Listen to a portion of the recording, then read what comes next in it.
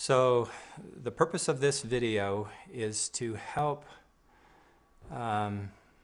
for a lack of a better term, talk you off the ledge of going forward and using your drug of choice, and in this case what we're talking about is pornography. It's a unique video for the millions of videos out there that are portraying pornography. There's probably one video doing this to help talk you through the process if this is something you really want to do for yourself. And you wouldn't have clicked on this video unless you were looking for a different solution or for a different way of dealing with the cravings that you are most likely feeling at this time. I've been doing clinical work, counseling work for many years, spent thousands of hours with clients who have struggled with addiction issues. And those who struggle with pornography, specifically work with for the past 6 years, and the result of an acting out behavior is always the same. I've heard the same stories over and over and over again of what it makes a person feel like afterwards and how they deal with it. So let's kind of talk about where you might be right now. You're having a craving. You've already committed in the past that you want to stop this behavior, and you're being driven to go click on some more websites that you know in the long run aren't really going to be helpful to you because you've been through this process again and again, or you wouldn't be here right now. Now, the first thing to understand is that the fact that you have a craving and you have a desire to go and find relief, whatever it is you're dealing with, or just pleasure for pleasure's sake, is normal. Okay, so to acknowledge that is critical. You don't need to feel or shouldn't feel unnatural or unworthy or bad because you have the desire to look. It's inborn. That's why pornography, as one of the clients I've worked with for a number of years called it, is the perfect poison, because it hits at the core of who we are as human beings. We're interested in sexuality because we're supposed to be, but it is a very, very powerful drug because of the way it affects the neurotransmitters in our brain. They're one of the best ways to explain a very complex issue, and I know that if you've looked through the InnerGold website at all before, you understand the concept of what I call the two-part brain. As a little model here, I'll just show you briefly. Two-part brain, limbic system, is in the black here. This is what's called our primitive brain, instinctive brain. It basically functions on the premise of survival, and it does that by avoiding pain and seeking pleasure. It's just instinctive. This is where our sexual pleasure centers are, and it's largely unconscious. The best way to explain how the two-part brain works is through a metaphor of an iceberg. 85 to 90% of an iceberg is underneath the water. That's how the limbic regions of the brain works. It's unconscious. That's why from the straight willpower, you can't demand that those thoughts or feelings go away, because they don't go away.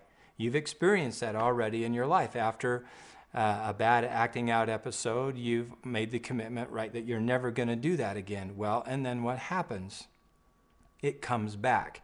Unwanted, it still comes back. Now, the other part of the brain that we're talking about here is the prefrontal cortex, and now we know that this is the part of the brain that's the rational, logical, cognitive part of our brain, that's the braking system to learn how to manage with the limbic regions of the brain. So it's the relationship that these two have that determines how we function in the world. And what our purpose is here in this video and through all the other material that you can find on the InnerGold website is to strengthen the prefrontal cortex and to educate it on how to deal with this part. Not that you can crush, kill, destroy this part like most people want to do when they're struggling with an addictive tendency or behavior. They go, I want this thing out of my life forever. Well, It does not work that way, and that's okay. It's okay because it's just the way it is. That's why we got to acknowledge and accept the reality that that's just the way that our two-part brain works. This part here, it's critical to understand, it does not have morals. That's why you've made a commitment in the past not to go use. It doesn't care about that. That's why it's just seeking relief or pleasure. We use an acronym in treatment, BLAST, being bored, lonely, angry, stressed, or tired, or a number of other different emotions. If you don't learn to manage those successfully, then this thing goes on a hunt for something that will take the pain away, and that's where the craving comes from. So what I'd like you to do right now is just kind of ask yourself the question, what's going on in your life? What happened to create the trigger to get you to the point where you feel this craving to act out? And if you really slowly rewind the tape and start asking yourself some questions, you can come to some awarenesses of, oh, this happened and I didn't really deal with it appropriately, or that happened. And that is strengthening the prefrontal part of the brain to learn how to manage that. Now, another thing that's found on the website that may be helpful to you is what I call the 10 Commandment questions if you're feeling like acting out. And I want to ask you those questions right now to see and answer them honestly of where are you right now in relationship to these questions. Question number 1. Will acting on this temptation bring me long-term satisfaction or instant gratification? Number 2. What will be the end result if I act on this temptation? That's a question that can help you play the tape all the way through. What the limbic part of the brain does is that it has a capacity to just almost turn the lights off on the rational, moral, logical part of the brain that can think things through. So this question forces you to answer that from the higher functioning brain. To play the tape all the way through. How will you feel tomorrow morning when you wake up if you act on this temptation? Will it solve your problems? Will it help you? And that fits into question number 3. If I choose to act on this temptation, will it make my life better or worse? You see, there really are things in life that are right or wrong.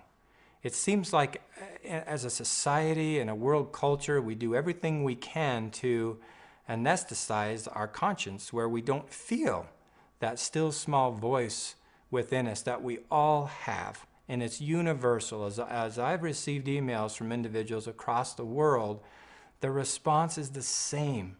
The feelings are the same. It crosses all boundaries of nationality, of religion. Those who look at pornography are troubled at a deep core level. And I've just had so many responses from people around the world that